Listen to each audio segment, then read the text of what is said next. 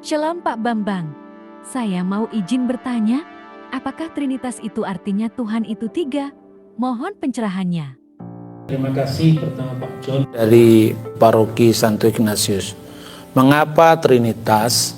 Apakah itu bermakna Tuhan itu tiga? Ini memang kesalahpahaman yang sudah begitu begitu parah lah istilahnya itu. Maka sebetulnya untuk menembus itu ya dengan dialog. Salah satu yang Bapak sampaikan itu rumusan yang menurut saya cukup sederhana, meskipun tentu tidak berhenti sampai di situ, ya. Sebab begini, kalau misalnya kita membaca dalam teks kitab suci, seperti roh manusia yang ada dalam diri manusia, begitu roh Allah menyelidiki segala sesuatu. Di sini ada semacam paralelisasi bahwa roh Allah itu rohnya Allah sendiri yang berdiam kekal dalam diri Allah bersama dengan Sang Firman, kan begitu. Namun segala perumpamaan apapun tentang Tritunggal itu kan selalu mengandung keterbatasan. Karena kalau pribadi manusia itu kan terbatas. Jadi misalnya antara kita, ya wujud kita dengan roh kita, dengan pikiran kita kan tidak bisa berkomunikasi. Karena apa? Karena itulah manusia kesepian. Tapi antara Bapa, Putra dan Roh Kudus, Allah, firman-Nya dan rohnya itu bisa berkomunikasi. Itu yang namanya perikoresis, saling mendiami satu sama lain. Maka disitulah misteri itu mengungkapkan tentang keabadian Tuhan. Allah itu kasih misalnya.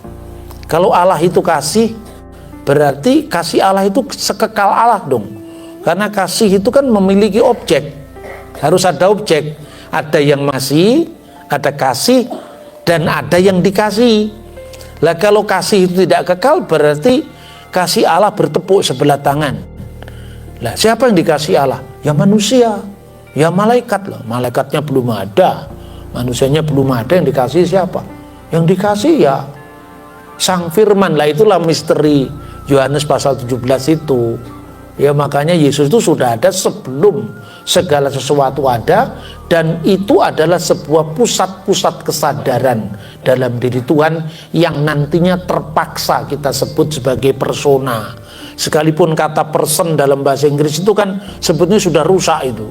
Ketika Sigmund Freud menemukan teori psikoanalisa itu kan akhirnya yang dulunya dimaknai sebagai pusat kesadaran secara metafisik, ya, metaphysical personality menjadi psychological personality.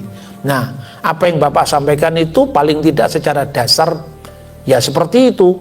Cuman kalau itu didiskusikan lebih lanjut, masih perlu diperdalam lagi bagaimana Bapa, Putra dan Roh Kudus itu dalam relasi kekal yang saling berkomunikasi, yang itu tidak bisa diterapkan untuk makhluk siapapun.